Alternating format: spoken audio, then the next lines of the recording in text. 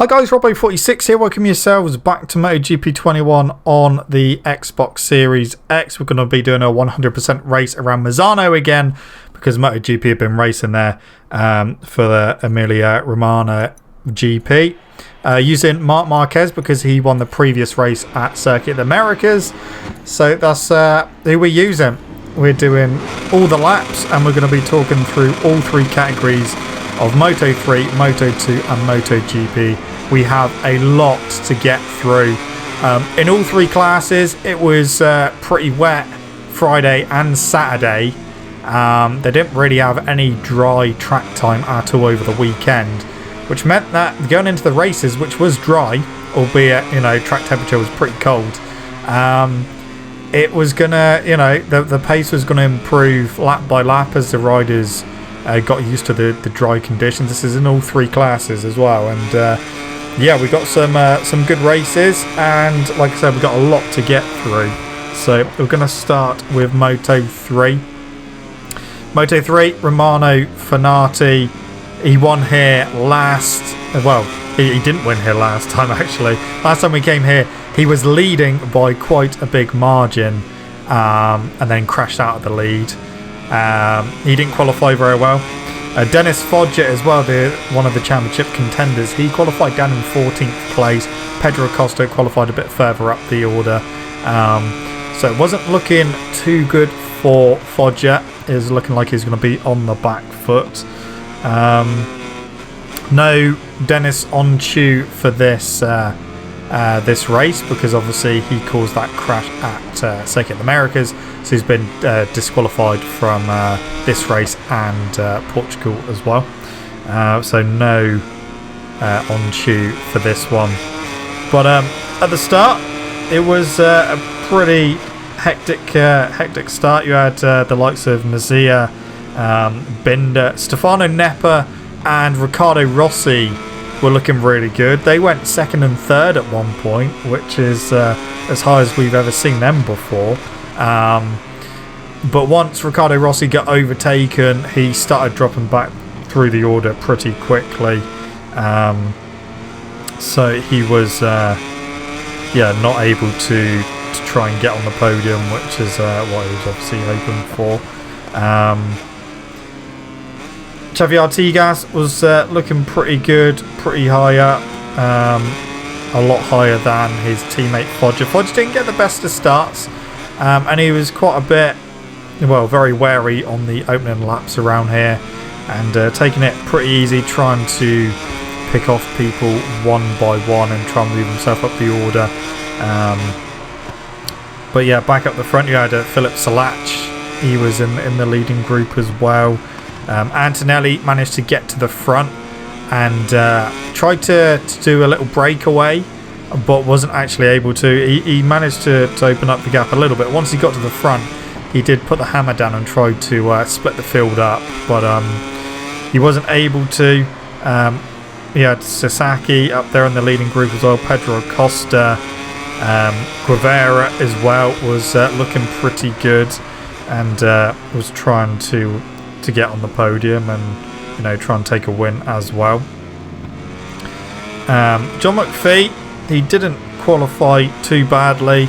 I'll say too badly, he was outside the top 10, but considering he missed FP1 due to a bad case of the flu, he didn't qualify too bad, but it wasn't to be a great race for him. He had it coming together with another rider, which caused them to crash out. Riccardo Rossi crashed out. John McPhee did later on crash out. Tatsuki Suzuki unfortunately crashed out, as did Carlos Tate. Andrea Migno, he was trying to follow Foggia through the pack. Foggia was making up places left, right and centre.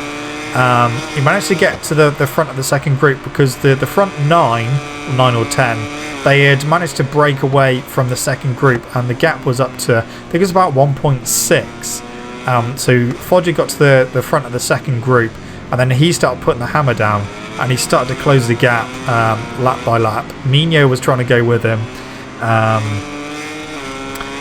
But Mino, unfortunately, a bit later on in the race, he did unfortunately crash out, as did Yuki Kuni.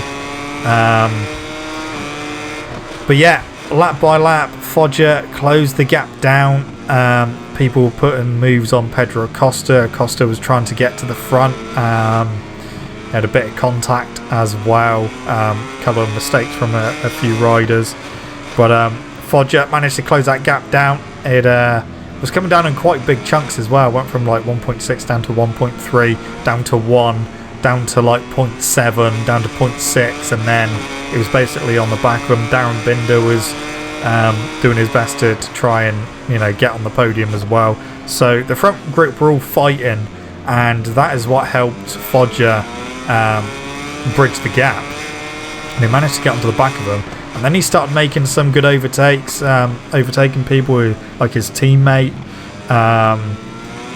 Managed to get through on Antonelli. Now, once Antonelli lost the lead, he actually spun up the rear coming out of turn 4, and yeah, it was quite a big moment for him, and he lost a lot of drive on the first little straight, and unfortunately for him, he lost about 4 or 5 positions because he lost so much drive, and didn't really recover back from that. Acosta was being beaten up a little bit. Foggia managed to get through on a lot of people using that Leopard, which we know is really really strong, really quick in a straight line. Yeah, using it to his advantage. Got past his teammate, like I said, got past a lot of people. So it would have been turn 6, that Antonelli spun up his rear onto the back straight. He just opened the throttle a little bit too early and spun it up, lost a load of drive.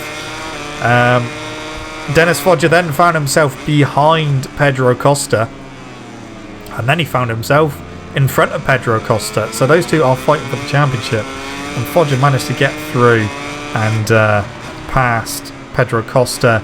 John Mazia, who was leading at the time, Foggia managed to get ahead of him, and then the two of them managed to break away from everyone. Dennis Foggia, as soon as he got to the front, he then really put the hammer down and tried to pull away, which he did, although he wasn't expecting Mazia to cling on to the back of him and basically go with Foggia away from the rest of the group.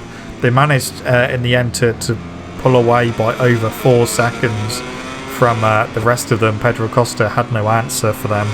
And as we've seen, Dennis Foggia has taken so many points out of Acosta over the past quite a few races now. Acosta has lost a lot of points. But, Dennis Foggia, who started down in 14th place, he was now leading. And remember, he was like 1.6 behind the leading group at one point as well, but he managed to close that down and get to the front and then pull away with Mazia. And they did go on to take the win as well. So a fantastic race from Foggia. Mazia just wasn't quite close enough at the end there. Foggia managed to put a few bike lengths in between himself and Mazia, and that meant that Mazia could not put a pass on him. So a really good ride, a really good home race from Foggia to take victory. Mazia in third. Nepa was trying to hold on to third place on the final lap, but he got overtaken by both Binder and Pedro Acosta. Acosta managed to slot into third position, and he managed to come across the line in third position as well. So not as bad as what it could have been, because it was looking like he had about 4 riders who were ready to pounce on him on that final lap, and he could have potentially ended up down in about 7th place, which obviously would not have been good for the championship. But yeah, he managed to recover well on the final lap to take the podium in third place. Darren Binder, he managed to get a solid 4th place. Something I haven't mentioned, actually, it's been confirmed that Darren Binder will move straight up to MotoGP next season with the satellite Yamaha team. We'll speak more about that a little bit later. Stefano Nepa took a solid result in 5th place. Nicola Antonelli was 6th. Romano Fenati, who, yeah, like I said, had a really bad qualifying and took him a while to get going. He did actually end up in 7th place, which is a pretty good recovery. Sasaki was 8th. Artigas in 9th. Dennis, 9th was Artigas. 10th was Salach. Yamanaka 11th. Guevara in 12th. Then 13th was Fernandez. Alcoba 14th. Isdihar was the final point scorer in 15th place. Then you had Sura in 16th. Toba 17th. Koffler 18th. Fallon in 19th. Holgado in 20th. Agi in 21st. And Alonso in 22nd place. So quite a few people crashing out, as we've already mentioned. It has been confirmed as well that John McPhee will be moving to the Max Racing Husqvarna team for next season. So McPhee has got a ride now for next season. And like I said, Darren Binder has been confirmed to move straight up to MotoGP next season on the satellite Yamaha. It's a bit of a weird one because Darren Binder hasn't done a huge amount in Moto3 to what I would say, would warrant a move up to MotoGP. We know that the Petronas team are obviously not going to be in Moto2, so they're not even going to be in MotoGP because the Petronas sponsor is pulling out. It is a weird one. I was expecting them to wait for Toprak to win the World Superbike Championship and then move him across, but obviously that's not going to happen now. So they've opted to move Darren Binder up from Moto3 to MotoGP. The last time that happened was Jack Miller, and Jack Miller took quite a lot of seasons to adapt to MotoGP. Obviously he wasn't on the best bikes to begin with, but to start getting decent results, it took him a while. So I do think it is a bit of a strange one, Darren Binder moving straight up to MotoGP. But like I said, he hasn't really done a huge amount in Moto3. Yeah, he's been there or thereabout, but he hasn't even won that many races. And obviously he's not fighting for the championship either, so it's a bit of a weird one. But, I wish him all the best. I hope that, he does do well in MotoGP. It will be interesting to see how he does get on. I think it's going to take him a while to adapt. I know it took Miller quite a while to adapt and to really up his training as well to bulk out to cope with the forces needed to ride a MotoGP machine. And of course it's a huge amount of speed difference between a Moto3 and MotoGP bike as well. So yeah, he's got a lot of work to do and a big mountain to climb, but we'll see if he can get on with it. Also, some pretty good news that came from the FIM is that as of 2023, the minimum age for all three categories, Moto3, Moto2 and MotoGP, is going to be upped to 18. Obviously with the fatalities we've had recently in the junior classes, it's good that they're up in the age. They're obviously they're going to be up in the age for like the CV Championship and Spanish Championship as well. But if you're already in a class come 2023 and you're not yet 18, you are allowed to stay, because I believe it's that's the rule. So yeah, if you under 18 but you're already in a class in 2023, you are allowed to stay. But yeah, we won't be seeing any 15, 16 year olds coming into Moto3 fresh in from 2023 onwards.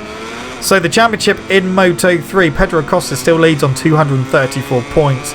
Dennis Foggia has closed the gap down to 21 points now. It's less than a whole race win's worth. He's on 213. Sergio Garcia in third. Obviously he wasn't racing this weekend, unfortunately for him, injured at the moment. but he is out of the championship now. He's 66 points behind. Mazia has moved himself up to 4th place. He's 79 points behind. Fenati drops down to 5th, 87 points behind. Darren Binder is 6th on 98 points behind, sorry. Antonelli in 7th, 105 points behind. Gravera is in 8th, 129 points behind. And Sasaki is in 9th, 130 points behind. So that was Moto 3. Over now to Moto 2. And we've got more drama to talk about and a lot more crashes to talk about as well. Yeah, there was quite a few crashes in Moto 2. And yeah, it was Sam Lowes who was on pole, looking pretty good. He was topping quite a few of the sessions, even in the tricky conditions. The two Red Bull IO KTMs didn't qualify that well. They were, I think it was 10th and 14th. So by their standards, pretty poor qualifying, but obviously they've both got a championship to think about, and maybe not pushing in tricky conditions was definitely the best way forward, because they didn't want to risk a crash and injury. So yeah, off the line, Sam got a pretty good start, led into turn 1, turn 2. Then Aaron Canet on the Boscoscuro machine came past, with the Boscoscuro chassis came past and led for a little bit. Jorge Navarro, another Boscoscuro, basically the old speed ups. Navarro came past Lowes and dropped Lowes to 3rd. Remy Gardner was having a bit of a bad time outside the top 10 when his teammate Raul Fernandez was making his way forward and putting some good overtakes on a lot of people. And he did actually make his way towards the front. He got past Sam. He managed to get past Navarro. Then Sam got past Navarro as well, so Sam went back up to 3rd. Raul Fernandez in 2nd place. He then caught and passed Canet, as did Sam as well. So Fernandez went into the lead, and Lowes went up to 2nd place, and they kind of pulled away from Canet a little bit. And yeah, it was looking like business as usual in regards to Fernandez, not business as usual for Remy Gardner, who ended up getting a long lap penalty because he put a move on Tom Chantra a bit early on in the race, made contact with him, and ended up basically taking Chantra out of the race, which obviously is not ideal.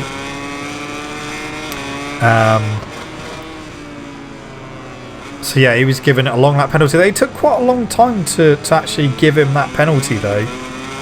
They took quite a few laps, obviously looking at the different camera angles, but it wasn't really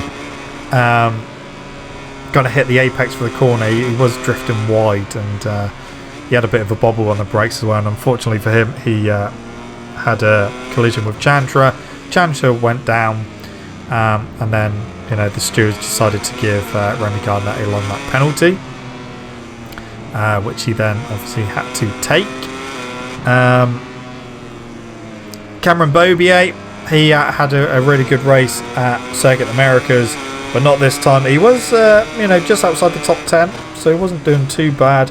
Unfortunately for him, he ended up crashing out as well. So yeah, Remy Gardner, he joined back in the race and was trying to kind of consolidate whatever he could. He managed to get up to 7th place before he had to do his long lap penalty, and after he'd done his long lap penalty, he came back out in 7th place, just ahead of Marco Bezzecchi. Bezzecchi then managed to get through and push Remy Gardner down a place to 8th. A bit further on, Marcon ended up crashing out. Hector Garzo ended up crashing out as well. He was inside the top 10 and looking pretty good. the guys at the front were putting in really fast laps, and everyone was starting to get quicker and quicker as the race progressed. And then huge drama at the front with Raul Fernandez breaking into Leclerc. The front just went. It just went without any warning. Down he went. It was a big crash. His bike was destroyed in the gravel. He was barrel rolled in the gravel as well, quite badly. And that was Raul Fernandez's race done and dusted. He was out. He was out. He was looking at potentially going into the lead of the championship. And it all went. It all went away. And like I said, unfortunately for him, that was a big crash. He wasn't able to remount. And that was his race and his day over. So Raul Fernandez, when he could have potentially, consolidated on Remy Gardner's misfortune at this race, it all went wrong. It was quite a nasty crash. Like I said, the front just washed out without any warning, and he went down. Couldn't do anything about it. So that then moved everyone up a bit. Then we had Casadei. He ended up crashing out. Tony Arbolino crashed out. Javi Vierge crashed out. And then just ahead of Remy Gardner, Marco Bezzecchi crashed out. So the VR46 guys were running a really nice livery, special livery, Grazie Valle, it said on it, bright yellow. Unfortunately, Bezzecchi threw his into the gravel. But a bit further up, Vietti, the rookie, the other Sky VR46 rider, he was looking pretty good. He was having a decent ride in 4th place. Canet came back through on Sam, and then a little bit later Sam got back past Canet and he managed to pull away from him. Canet must have been suffering for tyres because Auguste Fernandez, who we haven't actually spoken about, he had a long lap penalty to serve at the beginning of the race. He was awarded that for riding slowly on the racing line during qualifying. So he was inside the top 6, and then had to take his long lap penalty, and he dropped back down to about 14th place. And he very quietly was working his way back through the pack. He was just behind Remy Gardner at one point, then got past him and was just moving forward and forward and forward. And on the final lap, he managed to get past Aaron Canet, and he basically done it coming out the final corner and the run to the line. It almost looked like Canet shut off and started celebrating at the wrong finish line. But it looked like Fernandez had got a slightly better exit out the final corner anyway. But yeah, it went on to be a Mark VDS 1-2 with Sam Lowes taking victory from Auguste Fernandez in 2nd place. Good result for both of them. Aaron Canet got a solid 3rd place. Then Vietti came home in 4th, a good result for him. Jorge Navarro was 5th. Stefano Manzi was in 6th place. Remy Gardner came home in 7th place. He was over 14 seconds behind Lowe's at the end there. Di Antonio was 8th, Iogura 9th.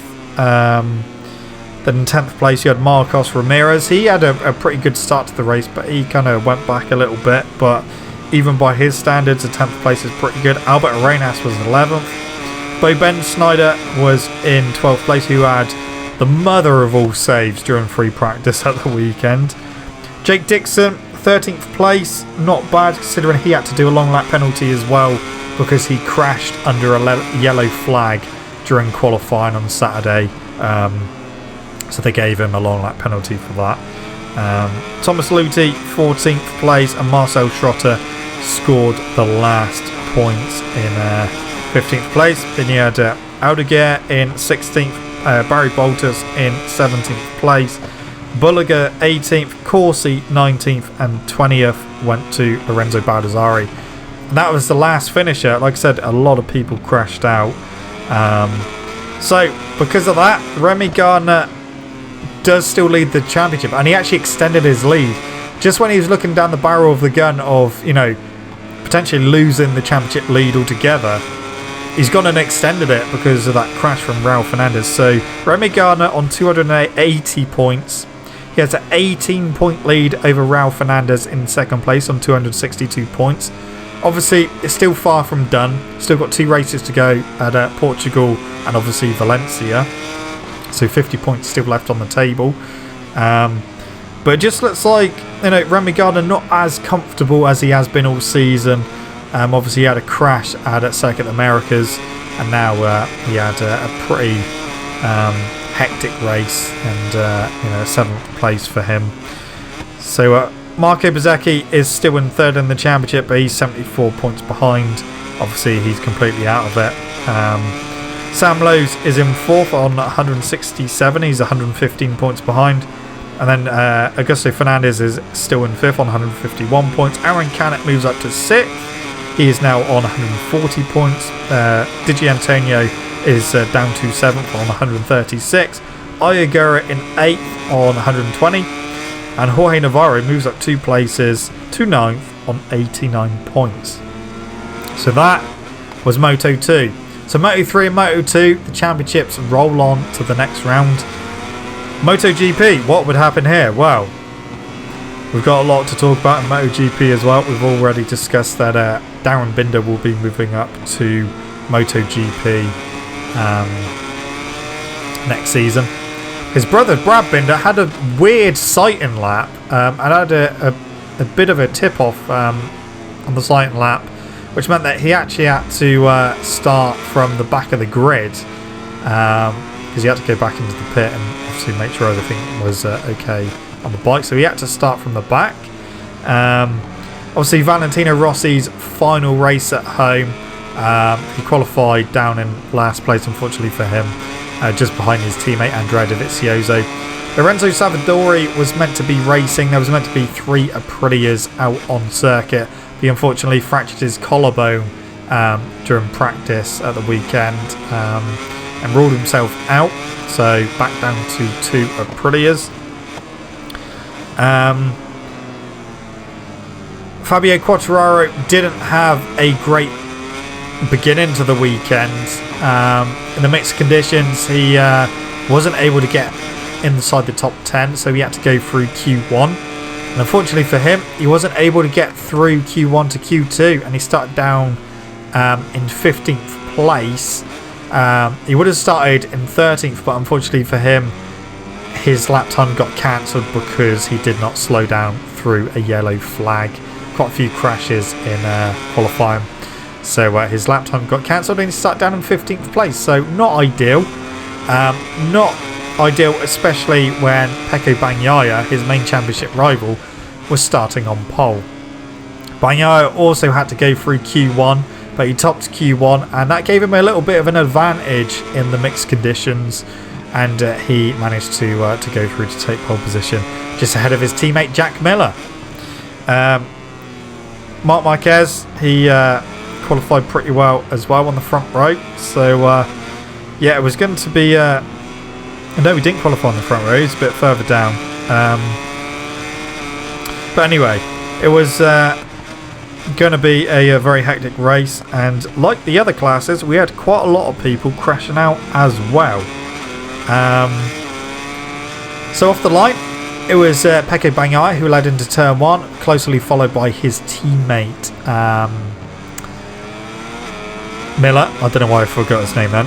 It was actually Pol Espargaro who qualified 3rd, not Marquez, sorry. So Pol, good qualifying result for him. But Mark very, very quickly managed to get through into 3rd place in the first few corners, just ahead of his teammate Pol Espargaro.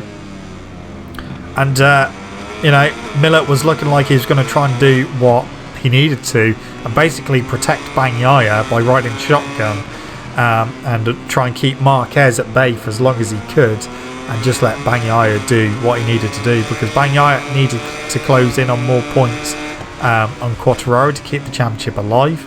And Quartararo, obviously qualifying quite far down, he had a very tentative few laps, opening laps, just because he's trying to keep himself out of trouble. Someone who wasn't keeping himself out of trouble was Joan Mir, who jumped the start, had to do a double long lap penalty, but whilst that came up on screen, he unfortunately crashed and wiped out Danilo Petrucci, so that was both of them out straight away. Mir and Petrucci both down on the ground after just 2 laps. Then 1 lap later, Bagnaya's bodyguard Jack Miller unfortunately crashed out through the penultimate corner. Obviously it's the first left-hander for a little while, and Miller lost the front and went down and crashed out in 2nd place. That then promoted Marc Marquez up to 2nd place, and the Polo Spargo in 3rd place at the time. And it was looking like business as usual. It was looking very similar to Aragon, where Marquez managed to close the gap to Bagnaia and sat behind him a little bit, obviously trying to see where he was strong, whether he would be able to put 7 attacks on Bagnaia on the final lap like he did at Aragon, but they obviously didn't stick at Aragon, with Bagnaia going on to take the win. But Marc was stalking Bagnaia for quite a lot of the race. Bagnaia trying to keep him at bay. Bagnaia went for, him and Miller both went for a hard front tyre, and Miller's didn't really go the distance because obviously unfortunately crashed out, as I just did. It wasn't maybe the best decision for Miller, but Bagnaia was making it work, and if he could get through the first few laps okay, then he had the potential to come late in the race, that front tyre was going to be in his favour, as to speak. But so Jack Miller crashed out. Quartararo was steadily making progress and making his way forward on a few people. Franco Morbidelli had a good start to the race, but he did fade a bit towards the end. Still not 100% fit, struggling with his knee at the moment. Nakagami, he had a tip off but didn't manage to get back up and rejoin the race. But it wasn't a good race or weekend for the Japanese rider. Brad Binder was making good progress as well. He managed to get ahead of Dovizioso and Michele Pirro. Pirro was wildcarding on the factory Ducati. Zarco was doing a pretty good job inside the top 5. Alicia Spargaro was looking pretty good at one point. He was just behind Morbidelli. Morbidelli was up to like 5th place at one point, with Alicia just behind him. Alicia eventually got through, but then both of them kind of dropped back a little bit. Valentino Rossi, who, like I said, basically qualified in last place. He did, had a pretty good ride, pretty good race. Got ahead of his teammate and a few other riders, and was doing a pretty good job, really. Obviously wanting to go out of his final home race in good fashion. Like I say, Quartararo was making his way through the pack and managed to get inside the top 10. Then he was inside the top 7, and he was with a big group of riders, which included Zarco, Alex Rins, Alicia Spargaro, and he managed to get through them. He managed to get himself up to 5th position. Oliveira was looking pretty solid. He was he was actually in 3rd place at one point. And then 5 laps from the end, we didn't really see what happened, but actually we'll talk about that in a little bit. Alex Marquez, he didn't have a good race. He ended up crashing out, so you had both LCR Hondas crash out pretty much one lap after the other, although like I said, Nakagami did remount. Ika Lequina, who was having a pretty solid ride in the tricky conditions over the weekend, but unfortunately for him, his race came to an end. 17 laps to go. Jorge Martin, he had a lot of crashes. He had quite a few crashes in qualifying itself. He crashed twice in Q2, so yeah, a lot of crashes, and unfortunately for him, he had a crash in the actual race itself with 15 laps to go. But yeah, with 5 laps to go, like I said, we didn't really see what happened. It kind of, the commentators didn't really notice until the race had finished, but Oliveira crashed out with 5 laps to go, as did, unfortunately, the race leader. Pecco Bagnaia had just started to pull away from Marquez. The gap was up to 0.6, 0.7, and basically same corner where his teammate crashed earlier on in the race. Not what corner. The front went for Bagnaia, and he crashed out of the lead, which then promoted Marquez to the lead, and also promoted Pol Espargaro to second place.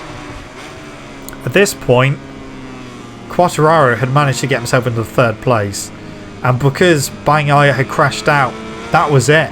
That was job done. That was the championship. But Bastianini we need to talk about, because he didn't qualify particularly well. And he very, very quietly went under everyone's radar and was just making up places left, right and centre. Managed to get inside the top 10. And then on the final lap, he managed to basically mug Fabio Quartararo and take third place. So, at the end of it, it was Repsol Honda 1-2. Marc Marquez went on to take the win, followed by his teammate Pol Espargaro. That's the first Repsol Honda 1-2 since Aragon 2017, I think, when it was Marquez who won and Daniel Pedrosa got second place. So yeah, the Hondas seemed to work pretty well. Well, the Repsol ones did anyway. I know Pol Espargaro said once they get a cooler track temperature, he can get grip from the rear of the Honda, and that's exactly what happened. So Repsol Honda 1-2. Third place went to Ennio Bastianini. He managed to, like I said, mug Quartararo on the final lap and pinch that final podium position. Really good result for him. Fabio Quartararo, a good recovery from 15th on the grid up to 4th place in the race, and that was enough to clinch the title. Zarco came home in 5th place. Alex Rins was 6th. Elise Espargaro was 7th. Maverick Vinales on the other Aprilia was 8th. Luca Marini, who again had a very special livery, the Grazie Valley bright yellow livery on his Ducati. I did it wrong again. I said earlier that Pol Espargaro was 3rd on the grid. It wasn't. It was Luca Marini. He actually qualified on the front row of the grid. It's actually a Ducati 1-2-3. But he ended up down in 9th place. 10th place went to Valentino Rossi. So a good top 10 for him. Brad Binder recovered to 11th place. Michele Pirro was 12th. Andrea Dovizioso 13th. Franco Morbidelli was 14th, and Taka Nakagami, despite crashing and remounting, he did score 1 point, and that was all the finishers. That was it. Only 15 people finished, and one of them had already been down the road as well with Nakagami. So yeah, apologies. It was Luca Marini who qualified in 3rd. As I just looked at his name out, it triggered a memory. So yeah, it was a Ducati 1-2-3 on the front row of the grid. So, because of that crash from Bagnaia, Fabio Quartararo was crowned the MotoGP 2021 World Champion on 267 points. 50 points left on the table. Bagnaia is now 65 behind in 2nd place. But fair play to him, he gave it a good go. And it was looking like he was going to win the race. And like I said, he was pulling away from Marc at the time.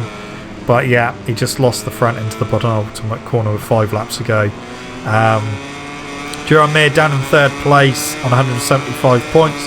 Zarco back up to 4th now on 152. Miller down to 5th on 149.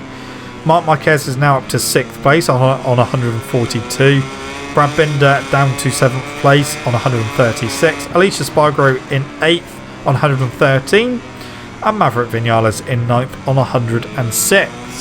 So that was it. Job done for Fabio Quartararo on what, like I said, could have been very, very easily a disastrous race for him, especially from his qualifying. But yeah, he took victory, and of course, as you would expect, he was very, very emotional at the end. He had a DJ playing.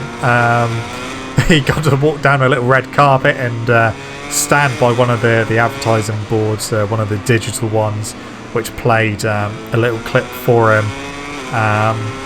Then he got to get his golden helmet out and yeah, take in all the scenes and the emotions of winning the World Championship. So huge congratulations to Fabio. It was only a matter of time before he became world champion. Obviously last season he could have potentially done it, but you know, it all fell apart for him last season. But this season it has not. He's ridden absolutely phenomenally all season. That was a championship winning ride around Misano to recover to 4th, and well done to him. Like I said, hats off to Bagnaia for trying. He'd done what he needed to do, but unfortunately he DNF'd. Valentino Rossi, he was obviously drinking in the atmosphere on his final slowdown lap on his final ever home race. He had a very special helmet as well with a yellow heart on it, and a picture of his yellow army, the fans, on the helmet as well. And he actually done something which, you know, he doesn't tend to do. He actually took his helmet off and threw it into the stands for someone to catch, and someone was very, very lucky to go away with Valentino Rossi's race helmet. And I think he also threw his gloves into the stadium as well, which was nice of him. And he also got awarded a little glass trophy at the end as well, with a gold number 46 on it, so that was very nice. But yeah, Fabio Quartararo is your 2021 MotoGP World Champion, and like I said, Moto3 and Moto2 will go on to the next couple of rounds, but MotoGP is done championship wise anyway. Yeah, well done to Fabio. He's been brilliant all season and thoroughly deserved the championship. But that is it, guys. That's it from me. The next round will be at Portimao, and that will be in a couple of weeks' time. And then Valencia to top it off. But anyway, guys, that is it from me. Thank you so much for watching. Don't forget to leave this video a like if you enjoyed it. Subscribe to the channel for more content. I'll just see you guys in the next video. Don't forget to stay safe, wash hands, look after yourselves. See you guys next time. See you.